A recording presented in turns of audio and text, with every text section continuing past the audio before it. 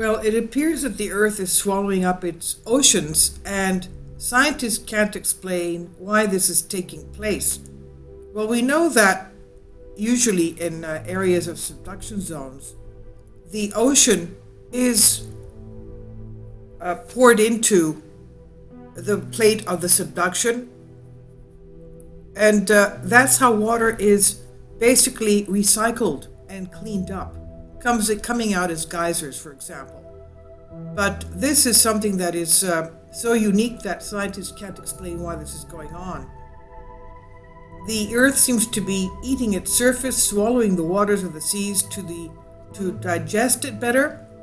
This could be a novel formulation, but it's more disturbing finding as a finding more than a fun one. And according to information from Live Science, scientists from Lamont Doherty Earth Observation at Columbia University made a shocking discovery. According to Strange Sounds, by studying the natural seismic faults in the Mariana Trench, where the Pacific Plate slides beneath the Philippine Plate, researchers have been able to estimate how much water is incorporated into the rocks that sink beneath the surface. There is the groundwater cycle. Water is stored in the crystal structure of minerals. Kindly support my Patreon account since YouTube has again demonetized my YouTube channel. The daily posts are 5 videos daily, and they are totally different from what I have on my YouTube channel. Thank you so much for your support and that you find all my content so interesting. You'll find the Patreon account details in the description box below. So yes, water is stored in the crystal structure of minerals. It's incorporated into the Earth's crust, both when brand new oceanic plates are formed by piping and when the plates themselves bend and crack as they rub against each other. And this latter process, called stimulation, is the only way water penetrates deep into the crust and the mantle of the Earth, but little is known about how much water moves during the process. Before we did the study, every researcher knew that water had to be transported from the degraded plaque, but we just did not know how much water was moving, they said. The researchers used data collected from a network of seismic sensors located around the Mariana Trench in the western Pacific Ocean. The deepest part of the moat is about 7 miles below sea level. That's 11 kilometers below sea level. The sensors detect earthquakes and the echoes of earthquakes that strike the Earth's crust like a bell. Kai and his team tracked how fast the data traveled. A slowdown in speed, he said, would indicate water in rock crevices and hydrated metals that lock water into their cycles, into their crystals. The researchers observed that such decelerations plunge deep into the crust about 30 miles below the surface.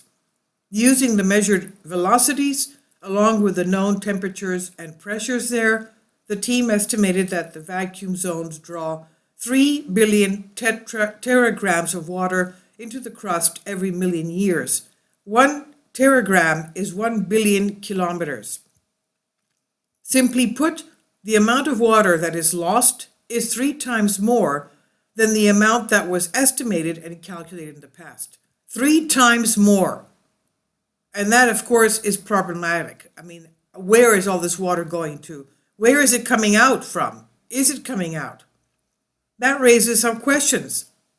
Where does so much water go?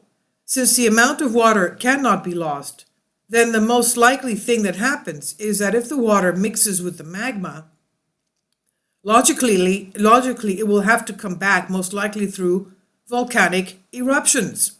This means that the amount of water lost down in the crust should be the same as the amount that will return, most likely from volcanoes.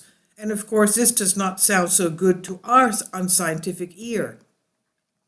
However, scientists point out that they lack many elements that would lead them to better and more accurate estimates, as they do not have the ones that indicate how water moves inside our planet. But the general conclusion is this. As the Earth's tectonic plates plunge beneath each other, it appears that 3 times as much water from the seas or oceans is being carried into the interior of our planet as previously thought. 3 times more. Water beneath the Earth's surface is claimed to contribute to the growth of magma, making earthquakes more likely for the trapped water to return to the surface. This is according to Live Science. I've translated this for you from a Greek article. Okay, water goes in as water, comes out as magma, which is turned into lava, rock. So the water is locked in the rock. That doesn't sound good. Anyway, please leave your comments and thank you for your support.